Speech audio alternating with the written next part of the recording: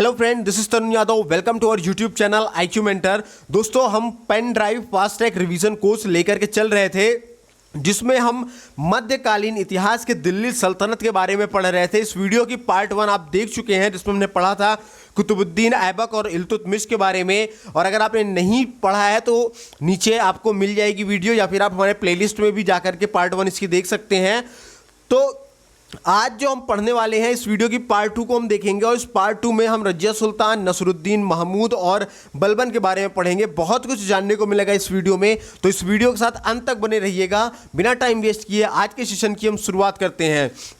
तो दोस्तों, इल्तुतमिश ने अपनी पुत्री रजिया को अपना उत्तराधिकारी तो बना दिया था, लेकिन उस समय सरदार और उलेमा के विरोध के चलते इल्तुतमिश के मृत्यु के बाद उसका पुत्र, जिसका नाम रुकनुद्दीन फिरोज रहता है, वो गद्दी में बैठ जाया करता है। अच्छा, सरदार और उलेमा मैंने बोला है, उलेमा कौन होते हैं? उलेमा उस समय के जो धार्मिक समुदाय के लोग हुआ करते थे, उनको हम उलेमा बोला करते थे। तो उसका पुत्र जब रुकनुद्दीन फिरोज गद्दी बैठ जाता है, तो वो बहुत ज़्यादा इफेक्टिव लीडर नहीं हो पाता है, वो बहुत दुर्बल शासक रहता है। और इस दुर्बल शासक होने कारण 1236 ईस्वी में रजिया दिल्ली के गद्दी पर बैठ जाती है और सुल्तान कहीं जाने लगती है। सन जरूर याद रखिएगा, परीक्षा के पॉइंट ऑफ व्यू से बहुत ज़्यादा महत्वपूर्ण है। अच्छा, इसमें एक बात और भी है जो परीक्षा के लिए बहुत ज़्यादा इंपॉर्टेंट है, वो है रजिया से पूर्व प्राचीन मिस्र और ईरान में महिलाओं ने रानियों के रूप में शासन किया था, लेकिन मध्यकालीन विश्व में पहली महिला मुस्लिम शासिका कौन थी? रजिया सुल्तान थी। परीक्षा में पूछा जाता है डायरेक्टली कि मध्यकालीन विश्व में पहली महिला मुस्लिम शासिका का नाम बताइए, तो उसका नाम दोस्तों रजिया सुल्तान है। और रजिया सुल्तान ने क्या किया? लगभग 3 वर्ष 8 महीने तक शासन किया। लेकिन सबसे बड़ी चीज़ जो निकल करके इसके शासनकाल में सामने आती है, वो ये होती है कि रजिया ने स्त्रियों का पहनावा पूरी तरह से छोड़ दिया था। वो बिना पर्दे के अपने दरबार में बैठने लग जाती है। तो इससे क्या होता है कि अमीरों को शीघ्र पता चल जाता है कि वो स्त्री होने के बाद भी रजिया उनके हाथों की कठपुतली नहीं बनेगी, वो कठपुतली बिल्कुल नहीं बन सकती है। और सबसे बड़ी चीज़ ये होती है कि वो युद्ध में सेना का नेतृत्व भी करने लग जाती है। तो इस वजह से क्या होता है कि जो तुर्क के सरदार थे, तुर्क सरदार भी किसी महिला के अधीन कार्य करने को तैयार नहीं थे। तो इससे क्या हुआ कि उन दोनों ने मिलकर के, उन दोनों में कौन? तुर्क के सरदार और जो समय जो सरदार थे, उन लोगों ने मिलकर के क्या किया कि एक षड्यंत्र रचा, और उस षड्यंत्र के दौरान क्या किया? उसे गद्दी से हटा दिया गया।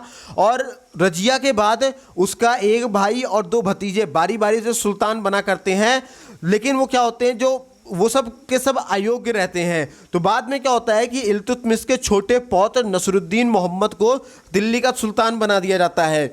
अच्छा, इसमें जानने लायक चीज़ें ये भी है कि कुछ इतिहासकार कहते हैं कि रजिया ने जुम्मे की नमाज के दिन लाल वस्त्र पहनकर दिल्ली के अमीरों के सामने न्याय मांगते हुए उपस्थित हुई थी, और दिल्ली के अमीरों के सहयोग से ही ये रजिया 1236 ईस्वी में क्या बनती है? सुल्तान बना करती है।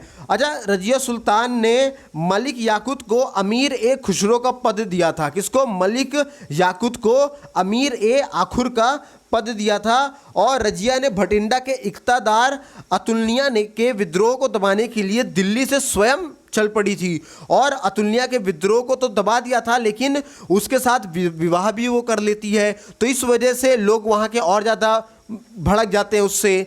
तो इस प्रकार जब वो दिल्ली वापस आती है, जब भड़क जाते हैं लोग, तो दिल्ली जब वो वापस आ रही होती है तो एक प्लेस होता है जिसका नाम है कैथल।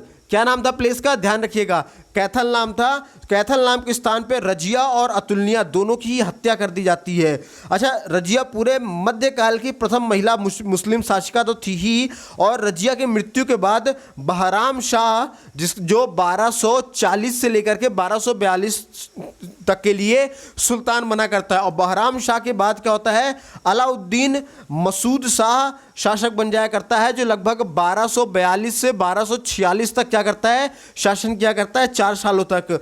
और इसके बाद फिर बनता है हमारा नसरुद्दीन महमूद, जो 1246 से 1266 तक शासक बना करता है। और नसरुद्दीन शाह के बाद कौन बनता है? हमारा बलबन बना करता है। अब नसरुद्दीन शाह की बात हुई है तो थोड़ा सा इसके बारे में जानते हैं। तो नसरुद्दीन शाह कब से कब तक शासन करता है? इसका शासन काल है 1246 से लेकर के 1265 तक रहता है। सन याद रखिएगा, इंपॉर्टेंट है। अच्छा, नसरुद्दीन शाह क्या करता है कि जो 40 तुर्की सरदारों का दल रहता है, ये इस समय तक बहुत ज़्यादा शक्तिशाली हो जाया करता है, और ये जो 40 दल था, जिसको हम चालीसा बोला करते थे, है ना, ये जिसे भी चाहते गद्दी से चढ़ा देते, गद्दी से उतार दिया करते थे। तो 1246 में क्या किया, इस दल ने इल्तुतमिश के पौत्र नसरुद्दीन मोहम्मद को सुल्तान बना दिया जाता है। ठीक है दोस्तों। उसके बाद दोस्तों महमूद ने एक अमीर जिसका नाम बलबन रहता है, बलबन को क्या करता है, अपना नायक बनाया करता है। और बलबन क्या करता है, धीरे धीरे अपनी स्थिति को मजबूत करता है और मजबूत करने के बाद एक बहुत शक्तिशाली सरदार बन जाया करता है। और शक्तिशाली सरदार बनने के बाद सन 1265 ईस्वी में नसरुद्दीन महमूद के बाद बलबन गद्दी पे बैठ जाया करता है। अच्छा, जब बलबन गद्दी पे बैठता है तो क्या होता है दोस्तों, बलबन के बारे में थोड़ा सा हम लोग जानने की कोशिश करते हैं। तो जब आता है बलबन हमारा, तो बलबन 1265 से 1286 तक, या 1200, कुछ लोग कहते हैं 1287 तक भी शासन किया करता है। अब ऑप्शन में आपके जो होगा 86 होगा या 87 होगा, उसको आप सही ऑप्शन मार दीजिएगा दोस्तों। बलबन का जो वास्तविक नाम था दोस्तों, वो था बहाउद्दीन, या बहाउद्दीन भी बोला करते हैं हम इसको। बलबन एक बहुत ही योग्य और अनुभवी शासक रहा करता है। और ये स्क्रीन पे अपने आप बलबन की तस्वीर देख पा रहे हैं। तो इसने अपने शासनकाल में बहुत सारे महत्वपूर्ण कार्यों को किया करता है। वो दिल्ली को सुरक्षित बनाने के लिए उसके आसपास के जो भी जंगल रहते हैं उसको कटवा के साफ करवा दिया करता है। वहाँ पे पुलिस चौकियों का निर्माण कराता है। तो इस तरीके से वह दिल्ली के आसपास रहने वाले जितने भी मेवातियों के विद्रोह थे उनको रोकने में सफल हो जाता है। मेवातियों के अलावा उसने अन्य विद्रोहों का भी दमन कर दिया। अच्छा, विद्रोहों का दमन करता है। इसके बाद जो एक इंपॉर्टेंट पॉइंट आता है इसमें जानने लायक, वो ये है बलबन के बारे में जो इंपॉर्टेंट पॉइंट ये है कि बलबन दिल्ली सल्तनत का पहला ऐसा सुल्तान था जिसने राजत्व संबंधी सिद्धांतों की भी दोस्तों व्याख्या की थी। और इस सिद्धांत के तहत बलबन ने स्वयं को नियाबत ए खुदाई, मैं लिख दे रहा हूँ यहाँ पे स्क्रीन पे, अगर आप समझ जाए तो, या फिर आप कहीं भी आप पुस्तक में आप देख सकते हैं, नियाबत ए खुदाई मतलब खुदा का प्रतिनिधि घोषित किया। इसके अलावा उसने अपने आप को ये कहा कि उसे सुल्तान को जिल्लल्लाह यानी ईश्वर का छाया कहा, या अपने आप को। और बलबन ने कानून को लागू करने में कठोरता बरती। उसने राजा के पद को बहुत ज़्यादा प्रतिष्ठित बनाया। वह राजा को धरती पर ईश्वर का प्रतिनिधि माना करता था। और बलबन का यह मानना था कि राजा को ईश्वर की शक्ति प्राप्त होती है, इसलिए उसके कार्यों को सार्वजनिक जांच नहीं की जा सकती है। इससे क्या हुआ, उसकी निरंकुशता सुरक्षित होती है, इसलिए वह दरबार में निर्धारित ढंग से क्या करता था, वस्त्र पहन के आया करता था। और वस्त्र उठने बैठने का उसने एक प्रॉपर नियम बनाया और उस नियम को उसने कठोरता से पालन किया। अच्छा, एक इंपॉर्टेंट पॉइंट जिसमें आया करता है, वो इंपॉर्टेंट पॉइंट ये होता है कि उसने सिजदा और पायबोस की परंपरा लागू की। सिजदा और पायबोस, सिजदा क्या होता है, सिजदा का मतलब होता है जो घुटने पर बैठकर सुल्तान के सामने सिर को झुकाना, सिजदा कहलाता है। और पायबोस क्या होता है, सुल्तान के चरणों को चूमना पायबोस होता है। तो उसने सिजदा और पायबोस की परंपरा को भी उसने लागू किया। उसके बाद उसने बहुत सारे सुदृढ़ गुप्तचर को व्यवस्था की। मतलब ये गुप्तचर की व्यवस्था इसने इसलिए की ताकि राज्यों की पूरी गुप्तचर खबर सुल्तान को देते रहें। और बलबन की प्रमुख विशेषता ये थी कि उसने सदैव न्याय को सुल्तान का प्रमुख कार्य समझा। और उसने शांति व्यवस्था बनाए रखने के लिए सेना पर भी ध्यान दिया। और सैनिकों को संतुष्ट रखने के लिए उसने उनका वेतन सदैव हमेशा टाइम पे दिया। उन्हें सक्रिय रखने के लिए हमेशा उनका निरंतर अभ्यास पर भी बल दिया। एक इंपॉर्टेंट पॉइंट ये भी है जो आपको जानने लायक है कि इल्तुतमिश ने जो 40 तुर्क सरदारों का एक संगठन बनाया था, जिसको हम तुर्कान ए चिहलगानी कहते थे या चालीसा दल कहा करते थे, उसको ये सुल्तान बनते ही, कौन, बलबन सुल्तान बनते ही इस तुर्कान ए चिहलगानी या चालीसा दल को भंग कर दिया करता है। और बलबन ने अपने दरबार में ईरानी पर्व नवरोज त्योहार को मनाने का भी प्रचलन वो प्रारंभ कर दिया करता है। और बलबन ने प्रशासन के क्षेत्र में लौह एवं रक्त की नीति का भी प्रचलन किया।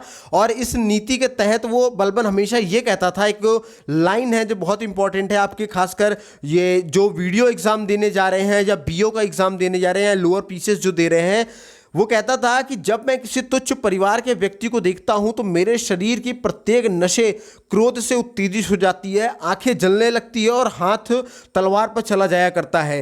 अच्छा, एक इंपॉर्टेंट चीज़ जो ये है कि बलबन ने पहली बार दीवान ए अर्ज क्या था, जो सैन्य विभाग हुआ करता था, दीवान ए अर्ज और गुप्तचर विभाग का भी गठन किया था और बलबन ने अपना उत्तराधिकारी कै खुसरो को बनाया था और उसके मृत्यु के बाद अगला सुल्तान कैकुना या कैकुबाद बनता है और बलबन के ही राज दरबार में अमीर खुसरो, जिसको हम लोग तोता ए हिंद कहा करते हैं, तो तोता ए हिंद अमीर खुसरो नाम का एक विद्वान रहा करता था जो एक कवि भी था। इसके अलावा दोस्तों उसी समय बलबन जब शासन कर रहा होता है तो उस समय मंगोलों का आक्रमण हो रहा होता है।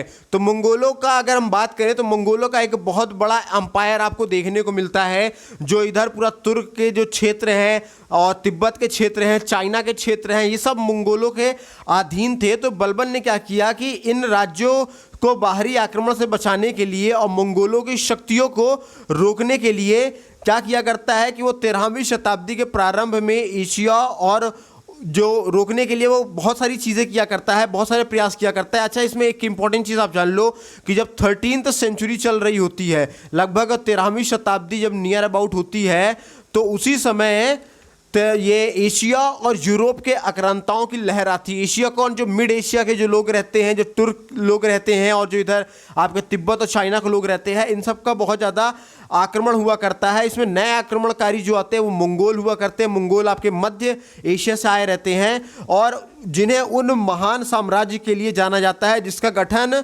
चंगेज़ खां के नेतृत्व में हुआ रहता है। ये स्क्रीन पे आप जो तस्वीर देख रहे हैं ये चंगेज़ खां की होती है और 13वीं सदी के अंत होते तक में क्या होता है कि मंगोल साम्राज्य ज्ञात दुनिया के बहुत बड़े भाग तक फैल चुका होता है। ये जो बड़ा भाग होता है, इनका जो साम्राज्य होता है वो लगभग 12.74 मिलियन मीलों में फैला होता है, जो पूरी दुनिया का लगभग 22% हिस्सा अकेले मंगोलों का रहता है। और चंगेज़ खां के नेतृत्व में क्या हुआ करता है कि इनकी शक्ति बहुत ज़्यादा बढ़ जाया करती है। तो इस समय जो मंगोल की जो आक्रमणता थी, तो इसको बलबन बहुत अच्छे तरीके से जानता था कि ये जो मंगोल है बहुत भयानक है और इन्हें रोकना बहुत मुश्किल है। तो उसने क्या किया, इनको रोकने के लिए मंगोल के जो मंगोल जिधर से आ रहे थे उनके रास्ते में पड़ने वाले जितने भी पुराने किले थे उन सब की पूरी मरम्मत कराया करता है और कुछ नए किलों का भी निर्माण कराया करता है। वहाँ पे जो नए किलों का निर्माण कराता है और जो पुराने किलों को बनवाता है, वहाँ पे हष्ट-पुष्ट और नौजवान सैनिकों को जो पूरी तरह से ट्रेंड रहते हैं उनकी तैनाती वहाँ पे किया करता है और उसके अलावा जो विश्वसनीय और अनुभवी अधिकारी रहते हैं उनको वहाँ पे नियुक्त किया करता है उन सभी दुर्गों पे, और शस्त्र और भोजन की आपूर्ति का पूरा व्यवस्था वो करवाया करता है। अच्छा, जो मंगोल लोग थे, मंगोल जो शब्द है एक समझो फारसी में जो मुगल शब्द हम लोग जो पढ़ते हैं, जो आगे हमारा मुगल साम्राज्य के बारे में हम पढ़ेंगे, जो मुगल साम्राज्य है इसका जो उद्भव हुआ, उत्पत्ति हुई, ये मंगोल शब्द से ही हुआ था। और जब उसकी मृत्यु हो जाया करती है दोस्तों, तो उसके मृत्यु के बाद दिल्ली के गद्दी पर उसके वंश का शासक बहुत अधिक दिन तक नहीं रह पाता है।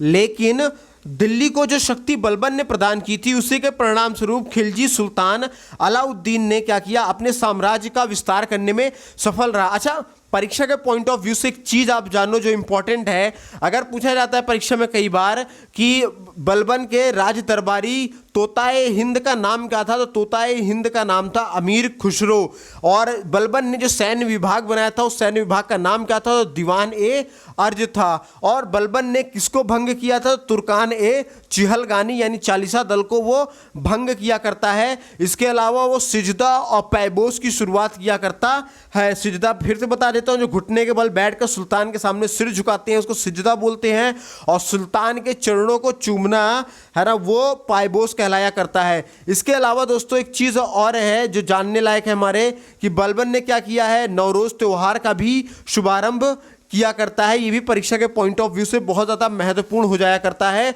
तो दोस्तों उम्मीद करता हूँ ये सेशन आपको बहुत इंपॉर्टेंट लगा होगा, बहुत कुछ जानने को मिला होगा। अगर वीडियो पसंद आई हो तो उसे लाइक करना मत भूलिएगा, शेयर करना मत भूलिएगा, और चैनल पर अगर आप नए हैं तो सब्सक्राइब करके बेल आइकन ज़रूर दबाइएगा। मिलेंगे हम लोग अगले सेशन में जिसमें हम पढ़ेंगे खिलजी वंश के बारे में। तब तक अपना ख्याल रखिए दोस्तों, स्वस्थ रहिए, मस्त रहिए और पढ़ते रहिए। जय हिंद।